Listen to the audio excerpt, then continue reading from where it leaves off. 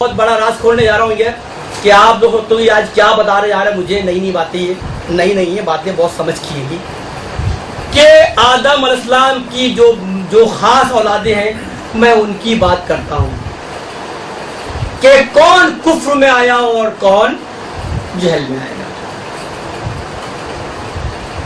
جو اللہ پر ایمان لایا وہ عقل مند بنا دیا، اور جس نے کفر کیا وہ جہل بن گیا۔ لیکن ایک واقعہ ایسا گزرا آپ کے دونوں بیٹوں میں کہ جہل نے عقل کو مار دیا۔ کیا کیا؟ جہل نے عقل کو مار دیا۔ بڑے پریشان ہو گئے آدم صاحب، اللہ سے بہت روئے۔ اللہ نے کہا کہ اے آدم، اب جو تمہارے اولاد پیدا ہوگی وہ بہت ہی پرہیزگار ہوگی اور وہ تمہارے خاندان کو بڑھانے والی ہوگی۔ تو آپ کو جنت سے اللہ نے پانی بھیجا، آب بہشت بھیجا، جنت سے پھل بھیجے اور کہا آدم اب اس پانی سے نہاؤ اور یہ پھلوں کو کھاؤ، اور اب اللہ سے تم خواہش رکھو کہ اللہ کو اولاد دے۔ اور جو اولاد پیدا ہوئی کون ہوئی؟ وہ شیش پیدا ہوئے۔ اب یہ ہم بچپنے سے سنتے ہوئے آج عقل تھی کہ آدم علیہ السلام کے وقت میں حوا علیہ السلام کو ایک جوڑا جو تھا وہ رات میں پیدا ہوا اور ایک جوڑا دن میں پیدا ہوا، صبح پیدا ہوا۔ تو پہلے جوڑے کی شادی رات سے کرائی گئی تھی۔ ایسا نہیں ہے، نہیں ہے، نہیں ہے۔ خداوند قدوس نے حضرت شیش کے لیے جنت سے حور بھیجی جس کا نام تھا نزلہ۔ کیا نام تھا؟ نزلہ نام تھا۔ اور ان کے بعد ایک اور بیٹا ہوا آپ کو، اس کا نام تھا یقین، اس کے لیے بھی حور بھیجی، اس کا نام تھا من نزلہ۔ یعنی ہم جو چلے آ رہے ہیں وہ نزلہ اور من نزلہ چلے آ رہے ہیں۔ اور جو گمراہ ہو گیا تھا قابل، جس کو ہم جہل کہہ رہے ہیں، تو اس کی بیوی کون تھی؟ تو اس کی بیوی بھی تھی، وہ آدم کی اولادوں میں سے نہیں تھی، وہ ایک جناتن تھی۔ تو جتنی بھی اولادیں پیدا ہوئی کس سے؟ قابل سے، وہ سب جہل پیدا ہو گئے، کفر پیدا ہونا چاہیے۔ اب یہاں سے عقل پیدا ہو رہی ہے اور یہاں سے کفر پیدا ہو رہا ہے۔ تو وہ تھیوری تھی اب ختم ہو گئی ہے کہ آدم علیہ السلام کی اولادوں میں ایک شام اور ایک صبح، ایسی کوئی بات نہیں ہے۔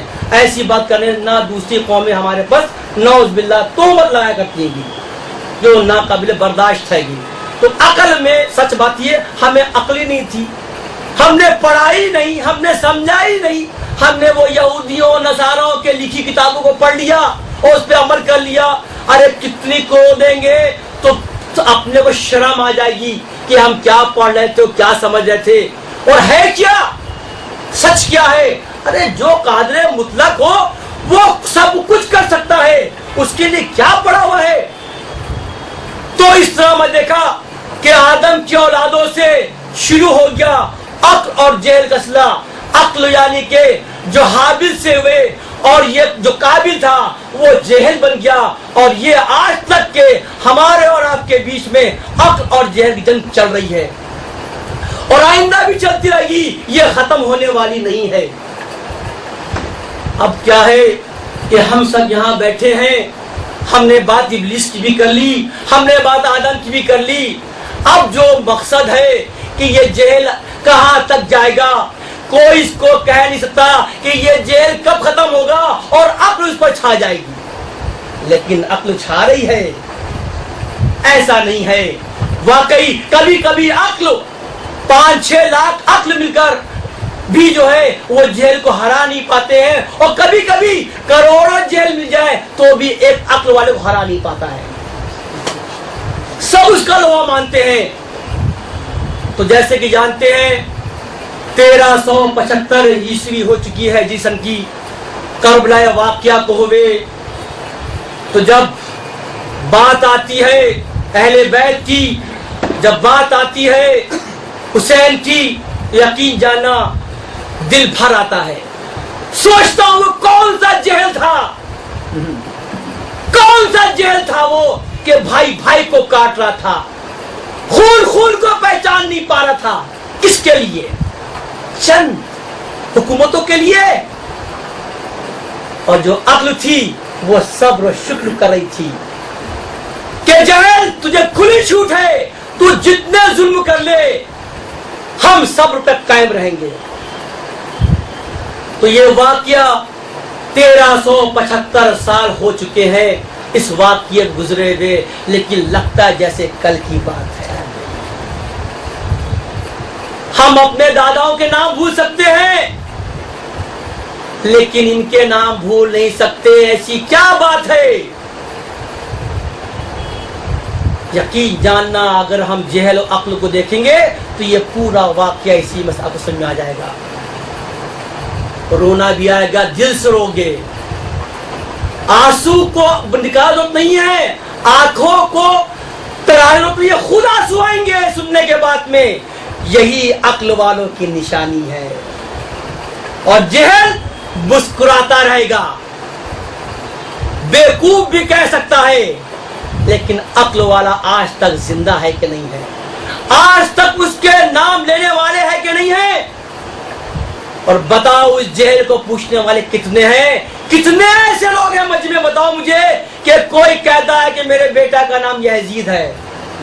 کوئی ہے ہمت بولنے والا؟ اس میں کسی کی طاقت نہیں ہے کیونکہ یہ جہل تھا. حسین عقل ہے تو یزید جہل ہے. حسین شہید ہو گئے تو نام و نشان نہیں مٹا بلکہ بڑھتا گیا. یہ وہی مثال ہے کہ ایک بالی سے 100 بالیاں، اور 100 سے 1000، اور 1000 سے لاکھ، اور لاکھ سے کروڑ پہنچ چکے ہیں. تو عقل بڑھتی جا رہی ہے اور جہل جو ہے دبتا جا رہا ہے. ہمیں یاد آ گیا اگر ہم اس کی بسم اللہ کریں اور سمجھائیں کچھ، کیونکہ میں اپنے موضوع کے اندر 10 دن تک انشاءاللہ تعالی پورے کربلا کے ان قصوں کو لوں گا، میں ان شہیدوں کو لوں گا میں جن کے نام آپ شاید نہیں بھی جانتے ہوں گے. بہت مشکل ہے اتنے نام کو یاد رکھنا. صرف آپ 72 کی بات کرتے ہیں، میں آپ سے بات کروں 198 کی بات کروں گا آپ سے. میں یہ تو میں دیکھا کہ جب حسین کو تمام خطوط آ لگے تو آپ نے فرمایا اپنے بھائی مسلم سے جا کے دیکھو، یہ سب بیعت کرنے کی بات کر رہے ہیں، یہ ہم کو گورنر بنا رہے، اپنا امام قبول کر رہے ہیں، اس میں سچائی کتنی ہے؟ قسمیں کھا رہے ہیں، لکھ کے بھیج رہے ہیں. پہلے 10 آئے، پھر 100 آئے، اب 1000 ہے. پرندہ جمع ہو گیا خطوں کا کہ اے حسین اب آپ کوفے آ جائیے، بہت ظلم ہو رہا ہے، ہم آپ پر بیعت کرتے ہیں. تو حسین نے کہا ٹھیک ہے. تو اپنے بھائی جہاں مسلم کو بھیجا کہ جاؤ مسلم دیکھ کے آؤ کہ کوفے کا کیا حال چال ہے، کیا یہ خط واقعی سچے ہیں کہ نہیں ہیں؟ اگر یہ سچے ہیں تو ہم کو بتا دینا. چنانچہ آپ کوفے میں آتے ہیں. جب کوفے میں آئے تو بڑا اچھا خیر مقدم ہوا، سب لپٹ گئے، چمٹ گئے کہ حسین کا بھائی آیا ہے. بہت خوش ہو گئے. صبح شام خوب خادر ہو رہی ہے، نمازیں بھی ہو رہی ہیں. آپ بھی خوش ہو گئے. خوشی میں خطوط لکھا کہ حسین آپ آ جائیے. خط لکھ دیا، قاصد کے حوالے کر دیا. اس کے بعد کیا ماجرا گزرتا ہے کہ آپ نماز پڑھانے لیے کھڑے ہو گئے امام بن کر. تو جب سلام پھیرتے ہیں تو دیکھا دائیں کچھ کوئی وہاں پر موجود ہی نہیں ہے، دیکھا تو بائیں بھی کوئی نہیں ہے، دیکھا پیچھے بھی کوئی نہیں ہے. سمجھ گئے ہمارے ساتھ میں دھوکہ ہو چکا ہے. اور مسجد کے بعد کون کھڑا ہوا ہے؟ یزید کی فوج کھڑی ہوئی ہے. عبداللہ ابن زیاد کھڑا ہے اپنا طاقت لے کر کے آپ کو گرفتار کرنے کے لیے. ایک شخص کتنا اپنے کو بچائے گا، لیکن پھر یقین ماننا بڑی اچھی جنگ کری جتنی وہ کر سکتے تھے. لیکن آپ کو ایک فکر یہ تھی کہ کیسے بھی کر کے حسین کو یہاں کے جو دھوکہ ہوا ہے اس کی خبر پہنچ جائے. ان جاہلوں نے جو اپنا کام کیا ہے وہ ہمارے بھائی کو کوئی نقصان نہ پہنچا دے. ان کو یہ پریشان، یہ ڈر تھا عقل کو کہ کچھ بھی ہو جائے، ایک خط تو حسین تک مکے پہنچ جائے کہ حسین یہاں مت آؤ، یہاں پر دھوکہ ہے۔ لیکن جو لکھ چکا ہے وہ لکھ چکا ہے۔ آپ نے بڑی کوشش کری، ساتھ میں آپ کے بچے بھی تھے دونوں، یہ عبداللہ ابراہیم بھی تھے، محمد اور ابراہیم بھی تھے، آپ کے بچے دونوں تھے، تو کیسے بھی کر کے ان کو تو ہم چھپا دیا تھا، خود آ کے ڈٹ رہے، اور جس گھر میں جائیں نوک کریں، بھائی کوئی ہم کو جگہ دے دو، پناہ دے دو، جیسے مسلم پڑھے نہیں ہمیں پناہ نہیں ہے۔ اتنا خوف تھا ان کے اندر۔ یہ کون لوگ تھے؟ اگر عقل والے ہوتے تو ضرور مسلم کو جگہ دیتے، سب کے سب جاہل تھے۔ اور یہی ہوا کہ جناب مسلم کو قتل کر دیا گیا۔ یہ اس جنگ کربلا کی شہادت نمبر 1 تھی، اول پہ ہی۔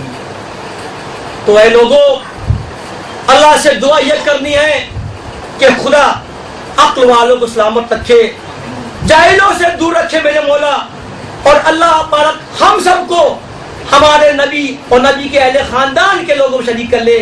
جتنے بھی گناہ مولا ہم سے ہوئے ہم کو معاف فرما دے، اے میرے مولا جو ہم سے خطا ہے کو معاف فرما دے۔ اور یہ دعا بھی کر رہے ہیں خدا بندے قدوس سے کہ خدا ہم سب کو عقل نواز دے اور جید رکھے۔ اللہم صلی علی سیدنا مولانا وعلی آل سیدنا